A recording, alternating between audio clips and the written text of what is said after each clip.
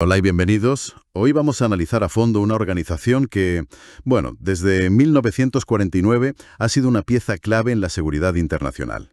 Hablamos de la OTAN, y todo gira en torno a un principio fundamental. Un ataque contra uno, se considera un ataque contra todos. Exacto. Y lleva vigente mucho tiempo, ¿eh? Desde el 49. Así es.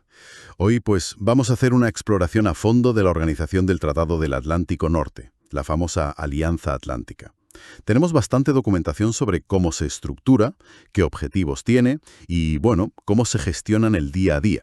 Documentación muy detallada, la verdad. La idea es desgranar qué es la OTAN en realidad, cómo funciona esta alianza, que es intergubernamental, ¿no? Ver cuáles son sus pilares y, muy importante, cómo ha ido evolucionando. Queremos entender su relevancia real, mirando su doble vertiente, la política y, claro, la militar. Vale, pues, vamos a meternos en faena. Perfecto. Empecemos por el principio. El origen. Tratado de Washington, 4 de abril de 1949. Y hay un dato curioso, que llama la atención.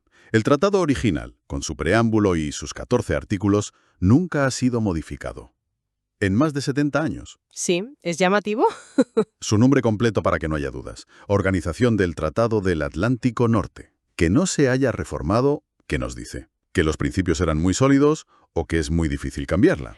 Es una buena pregunta, sí. Esa longevidad sin cambios formales, es notable. Podría ser un reflejo de la solidez de esos principios fundacionales, como dices, pero también sugiere que la adaptación viene más por la interpretación, por la estrategia que evoluciona, como los conceptos estratégicos que luego veremos, ¿no? Más que por cambiar el texto base.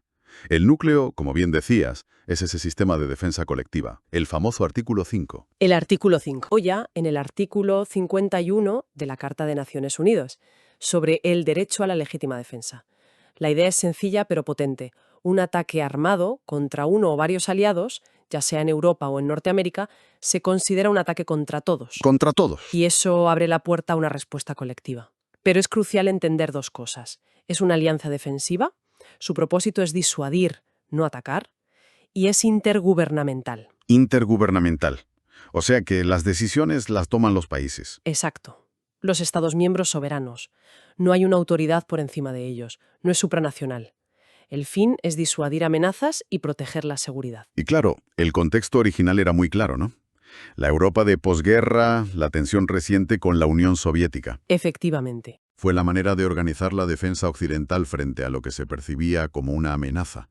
Y, de hecho, la respuesta del otro bloque fue el Pacto de Varsovia. Tal cual. Organizaciones paralelas en la Guerra Fría. ¿Y quiénes forman parte hoy? Porque ha crecido bastante.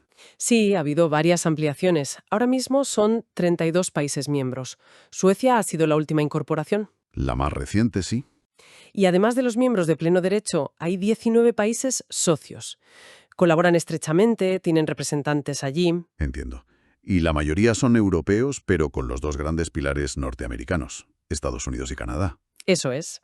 Y bueno, España entró en 1982, aunque la integración plena en la estructura militar fue posterior, ya en 1999. ¿Y físicamente? ¿Dónde está el centro de todo esto? Pues tiene dos centros neurálgicos, digamos. La sede política, donde está toda la parte diplomática, las reuniones del Consejo, está en Bruselas, en Bélgica. Bruselas. Y muy cerca, en Mons, también en Bélgica, está el cuartel general militar, el SHAPE, que son las siglas en inglés de Mando Supremo Aliado en Europa. SHAPE, Mons. Vale. Antes has mencionado que la OTAN se adapta, que no es algo estático. Y los documentos hablan de los conceptos estratégicos. ¿Eso qué es exactamente? ¿Cómo funcionan? Pues son claves, ¿sí? Los conceptos estratégicos son, digamos, la hoja de ruta de la alianza. Los definen los jefes de Estado y de Gobierno en las cumbres más o menos cada 10 años. Cada década, aproximadamente. Sí, son fundamentales para que la OTAN siga siendo relevante. Marcan las prioridades, adaptan la estrategia a cómo va cambiando el mundo, las amenazas, porque claro, el mundo de hoy no tiene nada que ver con el de 1949. Desde luego. Hubo un cambio importante, por ejemplo, en la cumbre de Lisboa, en 2010. Ahí se formalizó algo que ya venía pasando. La OTAN pasó a definirse no solo como una organización de defensa, sino de seguridad y defensa. Seguridad y defensa. ¿Cuál es la diferencia clave? Pues que seguridad es un concepto más amplio. Reflejaba que habían surgido nuevas amenazas que iban más allá del ataque militar clásico. Piensa en el terrorismo internacional, los ciberataques, la seguridad energética. Claro, temas que en el 49 ni se imaginaban. Exacto. Y el concepto estratégico actual, que es de 2022, de la Cumbre de Madrid, de hecho, reafirma la defensa colectiva como tarea principal, por supuesto, pero organiza todo en torno a 3 tareas esenciales. ¿Cuáles son esas 3 tareas? A ver. La primera, disuasión y defensa. El núcleo tradicional, proteger el territorio aliado. La segunda, prevención y gestión de crisis, o sea, actuar para evitar conflictos o intervenir si estallan. Y la tercera, seguridad cooperativa. Colaborar con países socios y otras organizaciones internacionales. Entendido. Defensa, gestión de crisis y cooperación. Eso es.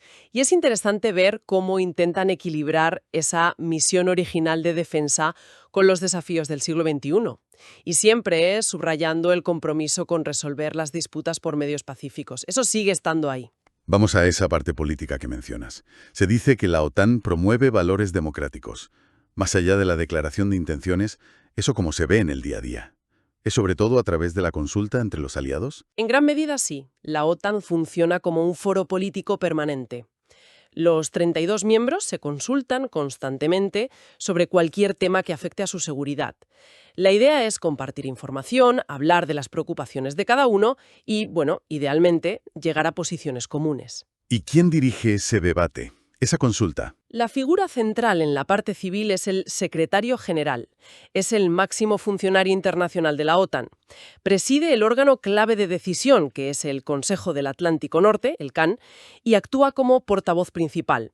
Su trabajo es facilitar esas consultas, asegurarse de que las decisiones que se toman luego se implementen, y es el puente entre las capitales, los gobiernos de los países, y la propia estructura de la OTAN, tanto política como militar. El secretario general. Y es un puesto que rota entre los países, ¿no? Sí, tradicionalmente lo ocupa un europeo de alto nivel político. Y has mencionado el Consejo del Atlántico Norte, el CAN. Los papeles dicen que es la máxima autoridad, que lo establece el propio tratado. Entiendo que no siempre se reúne al mismo nivel, ¿verdad? No, exacto. El CAN es donde reside la autoridad política final, pero se reúne a distintos niveles según la importancia del tema. Están las cumbres, con los jefes de Estado y de Gobierno, para las grandes decisiones estratégicas. Las cumbres de la OTAN, que salen mucho en las noticias. Esas son. Luego hay reuniones a nivel de ministros, de exteriores o de defensa. Y lo más habitual, lo que mantiene la maquinaria en marcha día a día, son las reuniones a nivel de representantes permanentes. Los embajadores de cada país ante la OTAN en Bruselas. Correcto. Se reúnen varias veces por semana. Ahí es donde se toman la mayoría de las decisiones, se preparan las reuniones ministeriales y las cumbres. Es el motor constante de consulta y decisión. ¿Y este CAN está solo o hay otros comités importantes? Formalmente, el CAN es la autoridad máxima, pero bajo él hay otros comités importantes que se ocupan de áreas específicas. Por ejemplo, el Comité de Planeamiento de Defensa, DPC, que trata temas de capacidades militares, o el Grupo de Planeamiento Nuclear, MPG, que, ojo, tiene la misma autoridad que el CAN en política nuclear. Ah, interesante. O sea, que la política nuclear tiene su propio foro al más alto nivel.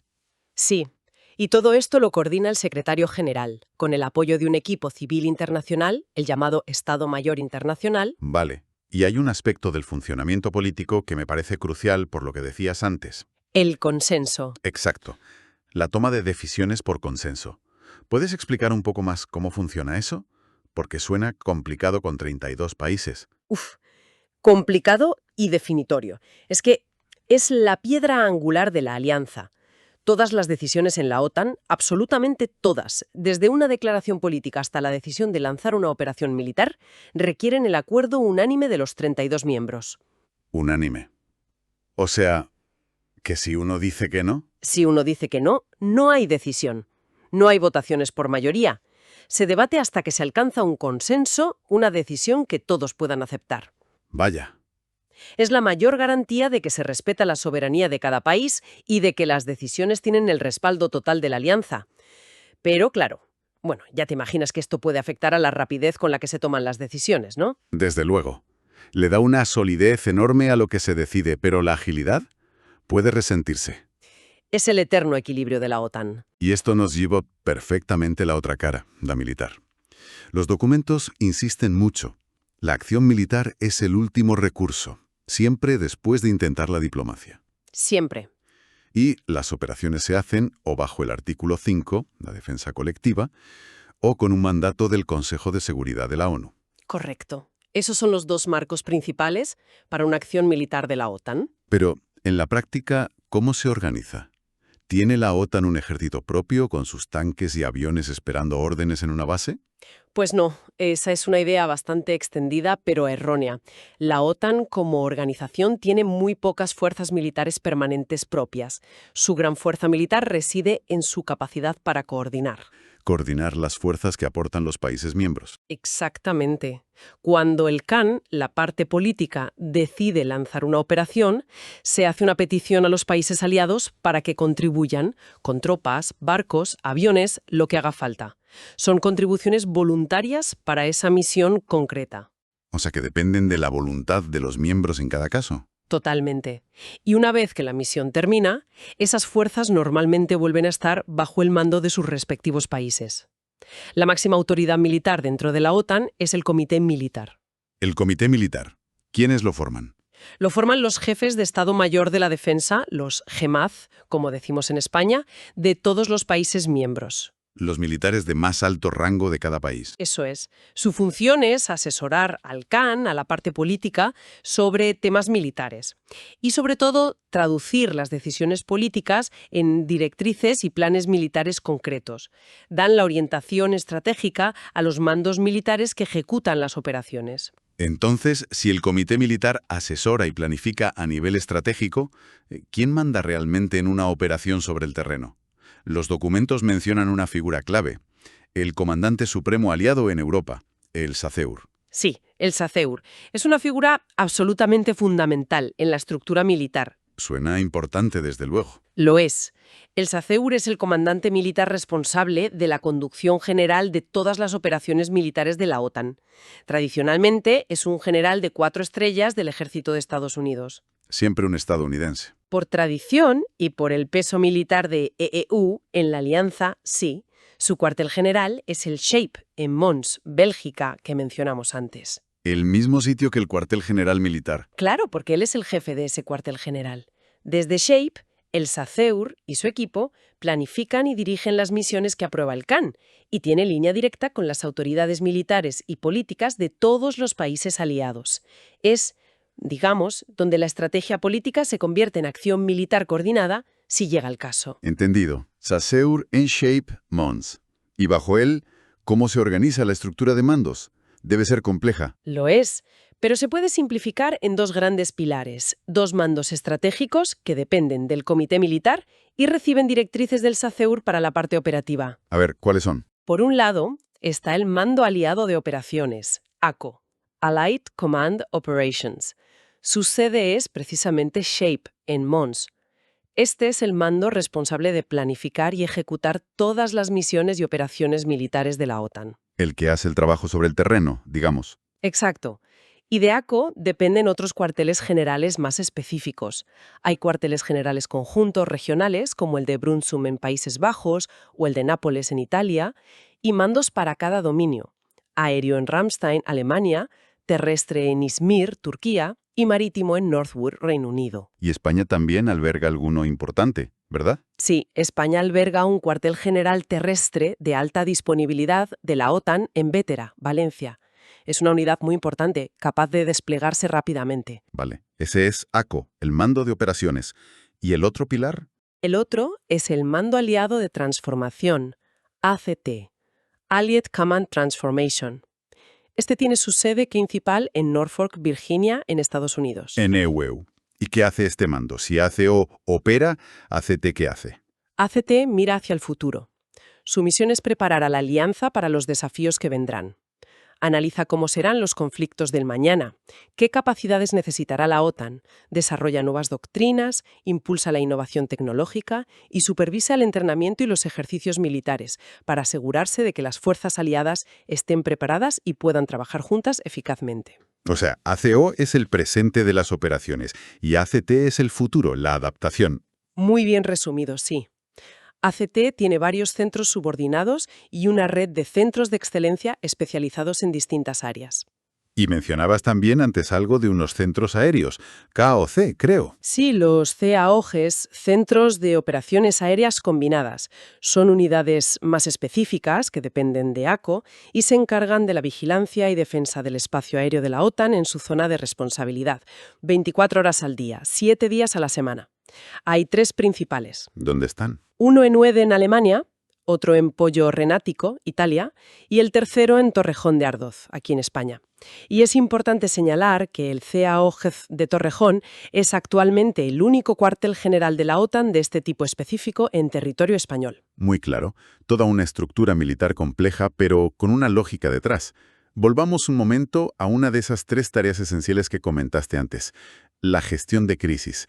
Suena un poco etéreo. ¿Qué significa exactamente para la OTAN? ¿Es solo intervenir militarmente cuando hay un conflicto? No, no necesariamente solo militar, aunque la capacidad militar suele ser un componente importante. La gestión de crisis para la OTAN es un concepto amplio, es el conjunto de medidas, y aquí pueden entrar políticas, militares, civiles, que se toman para responder a todo el espectro de una crisis, antes de que estalle, para prevenirla, durante el conflicto, para gestionarlo, y después para ayudar a la estabilización. O sea que abarca todo el ciclo. Exacto. El objetivo es siempre proteger la seguridad de los países aliados y, de paso, contribuir a la estabilidad en otras regiones si afecta a esa seguridad. Las operaciones de gestión de crisis de la OTAN suelen tener varias características. Suelen ser robustas, o sea, que implican medios militares potentes. Robustas. ¿Sí? Suelen requerir una conjunción transatlántica, es decir, la movilización conjunta de recursos de Europa y Norteamérica.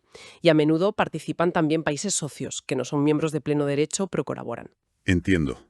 ¿Y hay una lista de situaciones que automáticamente activan una de estas operaciones? No, para nada. No hay una lista predefinida de crisis o escenarios. La OTAN decide intervenir caso por caso. Cada situación se evalúa individualmente en el Consejo Atlántico Norte. Y volvemos al consenso, imagino. Volvemos al consenso. Cualquier decisión de lanzar una operación de gestión de crisis requiere el acuerdo unánime de los 32 aliados en el CAN. Y además, claro, la aprobación de las autoridades nacionales de los países que vayan a participar con sus fuerzas. El flujo siempre es de lo político, la decisión del CAN, a lo militar, la planificación por ACO y la ejecución bajo SACEUR. Vale. Creo que hemos cubierto bastante terreno. Hemos visto la historia, la base del tratado, la estructura política con el SAN y el secretario general al frente, la estructura militar con el Comité Militar y el SEISOR como figuras clave, la evolución hacia esas 3 tareas esenciales. Si tuvieras que resumir mucho, ¿qué dirías que es lo que define a la OTAN, lo que la hace única? Buena pregunta para sintetizar. Yo diría que es precisamente esa combinación. Esa dualidad. Por un lado, es un foro político permanente, único en el mundo, donde 32 democracias soberanas dialogan, consultan y toman decisiones por consenso sobre su seguridad. Eso es el SAN. La parte política. Y por otro lado, es una estructura militar integrada, muy capaz, que permite coordinar operaciones militares complejas si es necesario, bajo la dirección del Comité Militar y los mandos como ACO y ACT. Esa mezcla de diálogo político constante y capacidad militar coordinada, todo basado en el principio de defensa colectiva del artículo 5, creo que eso es lo que la hace distinta. Y esa dependencia del consenso que hemos recalcado, y también de que los países aporten voluntariamente las fuerzas, eso es clave para entender cómo funciona de verdad, ¿no? Más allá del organigrama. Absolutamente fundamental. Eso define tanto su legitimidad, porque las acciones tienen el respaldo de todos, y su cohesión interna, como también sus posibles limitaciones.